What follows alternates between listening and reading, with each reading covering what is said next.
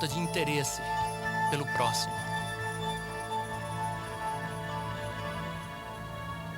E haverá fomes e pestes. Pestes ou pragas. A ciência moderna parece ter eliminado o medo de pragas, mas hoje temos um flagelo que poderia matar mais pessoas do que qualquer das pestes conhecidas, a praga da AIDS.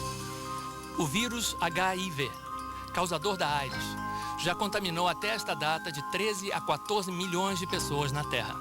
Em 1993, a AIDS tornou-se a causa principal de morte de homens entre 20 e 45 anos nos Estados Unidos. Cientistas de Harvard estimam que até o ano 2000, mais de 24 milhões de pessoas no mundo terão AIDS e mais de 100 milhões serão contaminadas com o vírus HIV. No entanto, a AIDS não é a única praga moderna que aflige o ser humano.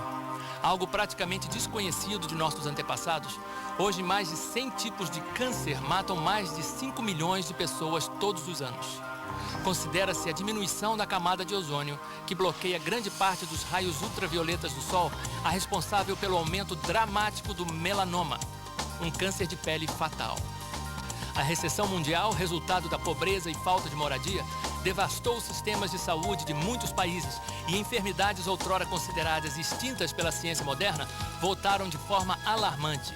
Epidemias de tifo, difteria e até a peste negra têm afligido certas regiões na Índia e na ex-União Soviética. Novas variedades fatais de malária, tuberculose e cólera estão se tornando resistentes a todos os antibióticos conhecidos e matando milhões de pessoas. Até mesmo a bactéria comum da pneumonia, otites e muitos outros males comuns estão evoluindo e tornando-se intratáveis pelos remédios existentes, ameaçando dar início a uma era em que até as infecções mais simples poderiam rapidamente se transformar em doenças mortais. Jesus disse que uma grande quantidade de pestes, ou seja, de doenças, marcaria a época do seu regresso. Epidemias como a AIDS proliferarão à medida que entramos na era final da raça humana neste planeta. E haverá fomes e pestes e terremotos em vários lugares.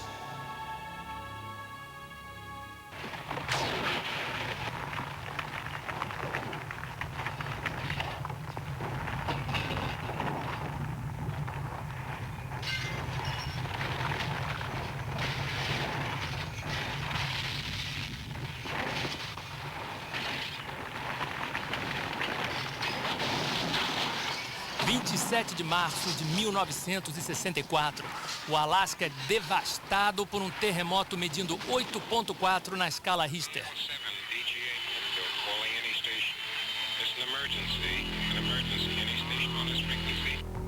E por incrível que pareça, nos últimos 30 anos, desde o grande terremoto no Alasca, já houve tantos terremotos de maior porte quanto nos 2000 anos anteriores. O Almanaque Mundial nos diz que só houve 21 terremotos mais fortes entre os anos 1000 e 1800. Mas entre 1800 e 1900, houve 18 grandes terremotos. Nos 50 anos seguintes, entre 1900 e 1950, houve 33 grandes terremotos. E entre 1950 e 1991, houve 93 grandes terremotos, quase o triplo em relação aos 50 anos anteriores, levando a vida de 1.300.000 pessoas no mundo inteiro.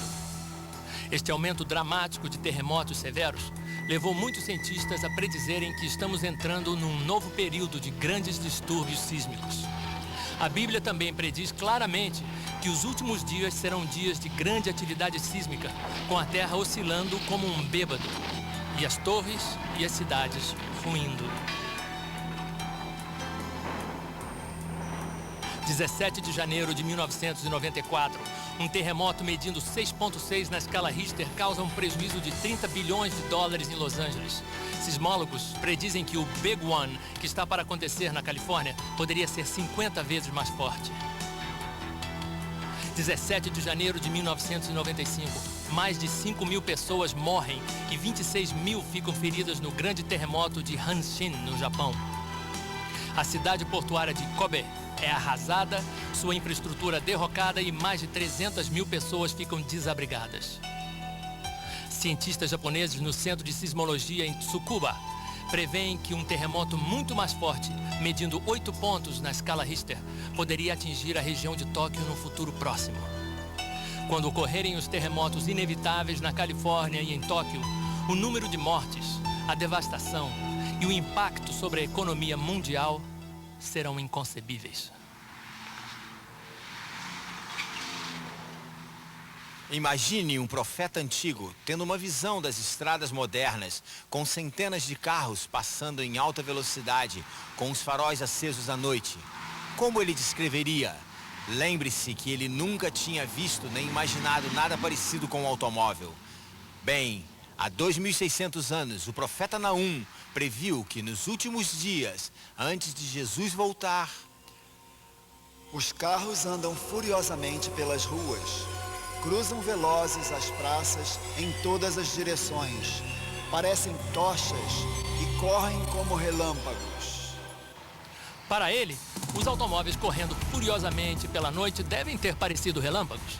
E sem dúvida, eles cruzam velozes em todas as direções. Só nos Estados Unidos ocorrem por ano uma média de 19 milhões e meio de desastres de automóveis, nos quais 4 milhões de pessoas saem feridas e 45 mil morrem. A profecia de Naum nos leva a uma outra previsão importante do profeta Daniel, dada em 534 a.C., sobre as condições do mundo nos últimos dias. Daniel, feche estas palavras e cele este livro até o fim do tempo. Muitos correrão de uma parte para outra, e o conhecimento se multiplicará. Deus estava dizendo ao seu profeta: Daniel, estou dando essa visão dos últimos dias a você, mas não é para você, não é para a sua época, é para o tempo do fim, quando... Muitos correrão de uma parte para outra. Será que se vê muita gente correndo de uma parte para outra hoje em dia? É surpreendente se pensarmos que por milhares de anos, os meios de transporte principais foram os mesmos, até há pouco mais de 100 anos. Em 1789, George Washington levou 8 dias para viajar 350 quilômetros para sua posse, na cidade de Nova York. O incrível é que Júlio César poderia ter viajado nessa mesma velocidade. Por mais de 1000 anos, não se fez nenhum progresso significativo nos meios de transporte. Mas veja como o homem evoluiu em um breve período de tempo.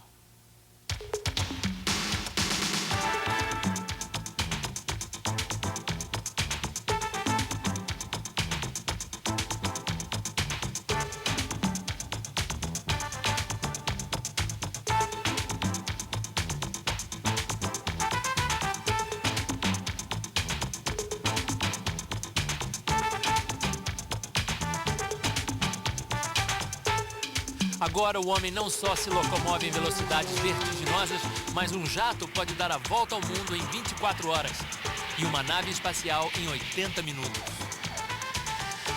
Hoje as pessoas viajam mais do que jamais viajaram. O turismo internacional é um negócio multibilionário envolvendo mais de 200 milhões de pessoas que viajam para outros países todos os anos.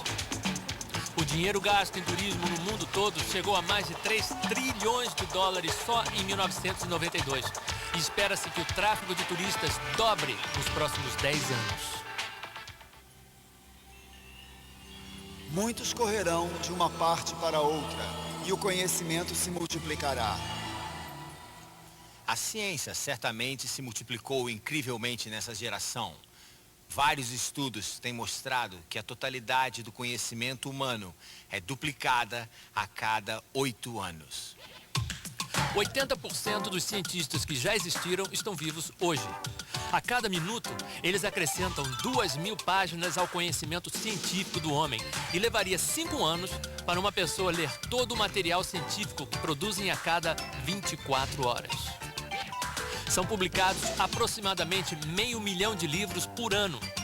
Em 1970, quando a Apollo 13 perdeu-se no espaço, em 90 minutos, os computadores calcularam como trazê-la de volta. Se um cientista fosse fazer a mesma coisa no papel, ele tomaria mais de 1 milhão de anos para fazer os mesmos cálculos.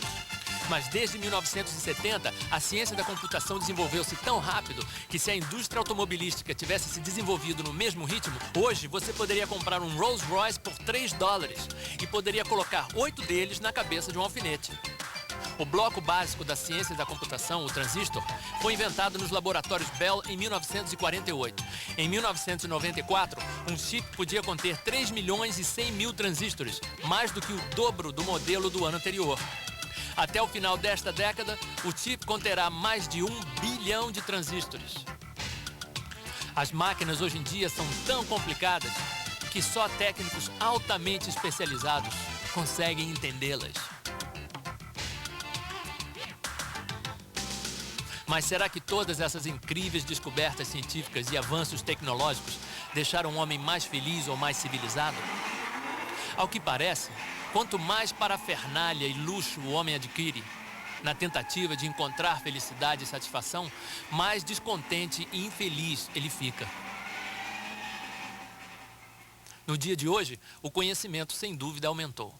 Mas apesar de países tidos como desenvolvidos, como por exemplo os Estados Unidos, dizerem ter o sistema educacional mais caro e avançado que já existiu, eles estão produzindo os jovens mais confusos, ignorantes e violentos que já existiram.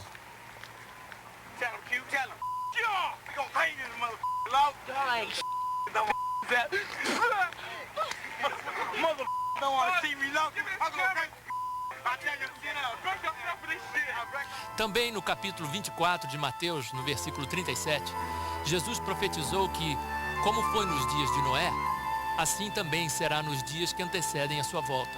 Bem, como andavam as coisas na época de Noé? Viu Deus que a maldade do homem se multiplicara sobre a terra, e que toda a imaginação dos pensamentos de seu coração era má continuamente, e que a terra estava corrompida diante de Deus e cheia de violência. Um adolescente nos Estados Unidos atira no pai porque quer ver alguém sangrar até morrer. Na Inglaterra, 2 meninos de 10 anos sequestram e matam brutalmente uma criancinha de 2 anos. Coisas horrendas assim estão se tornando lugar comum no mundo atual. É difícil imaginar que até mesmo nos dias de Noé existia tanta violência como existe hoje.